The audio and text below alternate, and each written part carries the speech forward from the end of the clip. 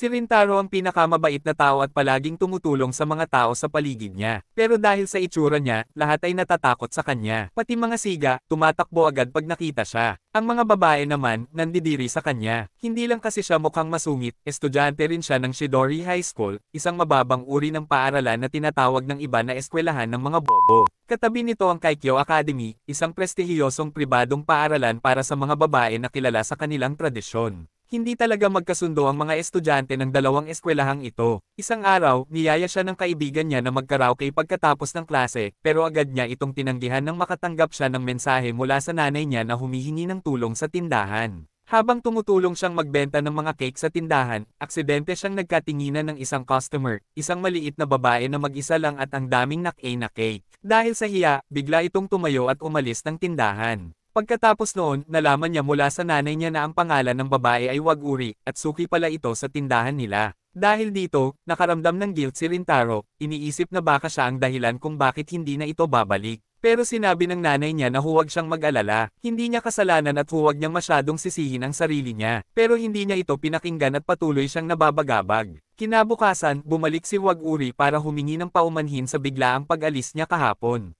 Bilang paghingi ng tawad, binigyan niya si Rintaro ng cake. Naguluhan si Rintaro, iniisip niya, seryoso ba siyang binigyan siya ng cake mula sa sariling panaderya ng pamilya nila. Napansin din niyang nakatitig si Waguri sa cake, halos tumutulo na ang laway. Kaya magalang na tumanggi si Rintaro at sinubukang isauli ito. Nag-alinlangan si Waguri, halatang gusto ring tumanggi, pero sa huli, hindi niya napigilan ang sarili at kumain din siya ng kaunti.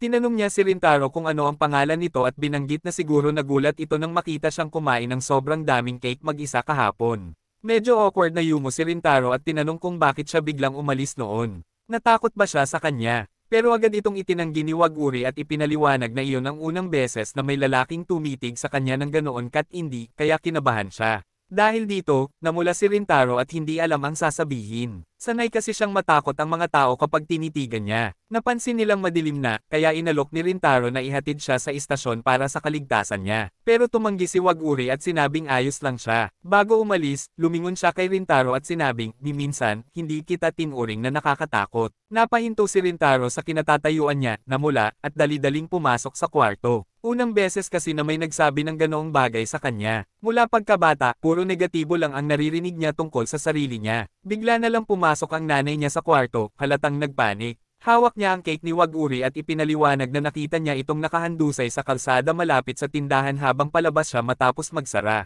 Samantala, si Waguri ay hinarang ng dalawang mukhang kadudadad ang lalaki. Tinanong siya kung girlfriend ba siya ni Rintaro. Halatang may galit sila sa kanya. Agad itong itinanggi ni Waguri. Tumawa ang isa sa kanila at sinabing, "Tama lang. Wala kayong pagkakapareho." Kilala si Rintaro sa pagiging nakakatakot. Sinundan pa nila ito ng mga chismis na si Rintaro daw ay isang delinquent, may masamang reputasyon pa noong nasa middle school, at walang mabuting maidudulot ang makisangkot sa kanya. Sa mga sandaling iyon, nasa malapit na si Rintaro at narinig ang lahat. Hindi siya makapaniwala na may gumagawa na naman ng kwento tungkol sa kanya. Pero laking gulat niya nang hindi naniwala si Waguri. Tinanong niya ang dalawang lalaki kung bakit sila humuhusga base sa chismis. "Nakipag-usap na ba kayo kay Rintaro? Kasi para sa akin, isa siyang mabuting tao," sabi niya. Sinabihan pa niya ang dalawa na tigilan na ang paninira sa likod ng ibang tao. Nakakainis na ugali yan. Dahil dito, nagalit ang dalawa at sinubukang suntukin si Waguri. Pero dumating si Rintaro sa tamang oras at sinalo ang suntok gamit ang katawan niya. Sa lakas ng tama, tumilapon siya at bumangga sa malapit na shutter. Pagkakita sa kanya, natakot ang dalawa at agad na tumakbo palayo. Agad lumapit si Waguri, kinuha ang panyo niya, at sinubukang panasan ng dugo sa mukha ni Rintaro.